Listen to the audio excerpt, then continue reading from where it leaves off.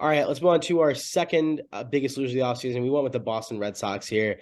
The Red Sox did not much. They shored up their bullpen for sure. They signed Matt Barnes and they signed Kenley Jansen. They also brought in Masataka Yoshida, but who's going to be pretty solid. But they lost Xander Bogaerts. They extended Devers, which was good. But they really didn't do too much in terms of, adding wins after a pretty bad season last year.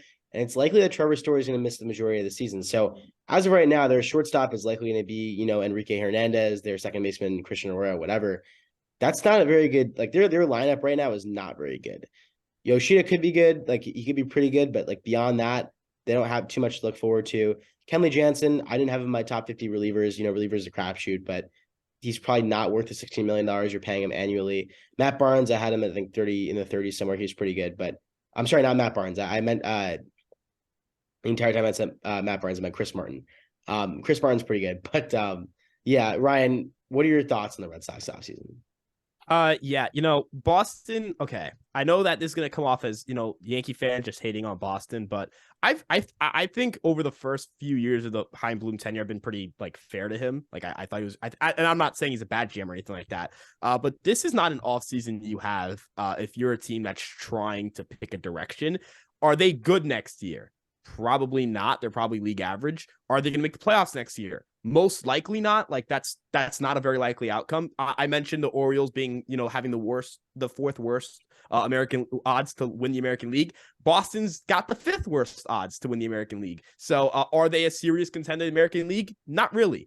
Their farm's not bad. They have some pieces in the farm, and that's a good thing. But if your intentions were not to sign Xander Bogaerts, which Scott Boras revealed, the Boston Red Sox, they thought they already kind of counted the Red Sox out of it. They envisioned it'd be like the Cubs, the Padres, or I forget the other team that was mentioned.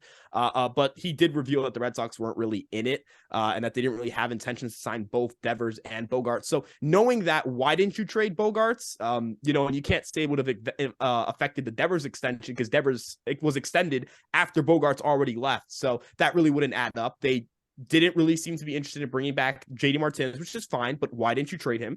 They didn't seem very interested in bringing back Nathan Eovaldi, which is fine, but why didn't you trade him? They let a lot of free agents, and not like bad free agents. They're talking like players who had serious value at the deadline and could have legitimately gotten you players back, all leave without much of a fight. And then, you sign Yoshida. Yoshida's a good player. He's third in, you give him a 5-year deal, which is fine. I think if you can, project a player to age well, that's fine. But you want to get most of the value from a 30-year-old in those first 2 to 3 years of that deal. In the first 2 to 3 years of that deal, you're going to be finishing fourth and fifth in the American League East, most likely. The Rays aren't really going anywhere, right? The Rays aren't getting much older. They have a really good farm, and they'll most likely infuse most of their talent internally. The Blue Jays, a lot of their really good players are extremely young. I don't imagine they go anywhere anytime soon. The New York Yankees are a very good team that probably won't be going anywhere in the next 2 to 3 years. And then the Baltimore Orioles, as much crap as I just gave them, with a successful offseason next season, and as their farm continues to graduate to the major league level and certain guys get experience, Gray Rod, DL Hall, as those guys become a more established major league pitchers, that'll definitely help them. Where do the Boston Red Sox sit in the long-term future of the American League East, right? They're supposed they're just not very well positioned. Trevor Story's gonna be out for a while. That contract kind of looks worse now. As you mentioned, who's their shortstop right now? They signed Adam Duvall, who's a good player if he's healthy, but he's coming off a wrist surgery and he doesn't project extremely well because of that wrist surgery. You got to be concerned about the power a little bit.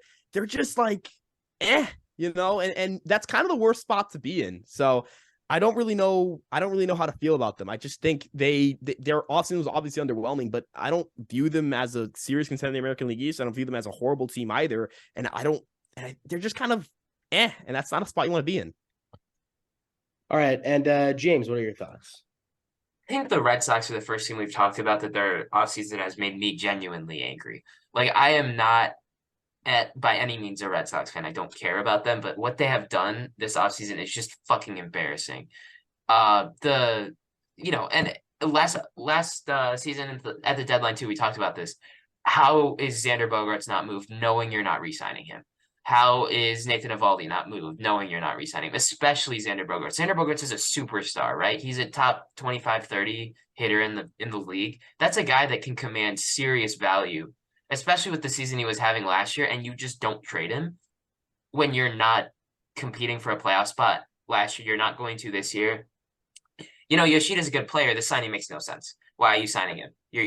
You're not going to be good in his, prime. He's 30 years old. It'd be one thing if he was 23, but he's not. He's 30. Well, I think he's 29. But Story is unfortunate because maybe they didn't know about that, but they should have. Like, that's something you should know about.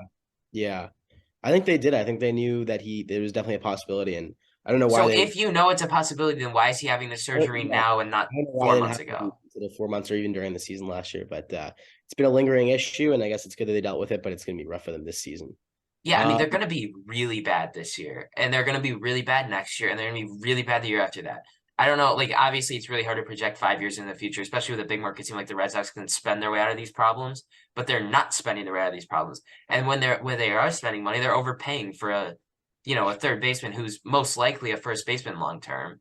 And I mean, like looking at the contracts that were given out this offseason, maybe it's not that bad of an overpay, but it's definitely a lot of money. Like, it's a lot of money to tie up in a guy who has no glove, no not great athleticism. Like, he just hits, right? And he's 10 years from now, we're looking at Devers making $40 million and he might just be a DH.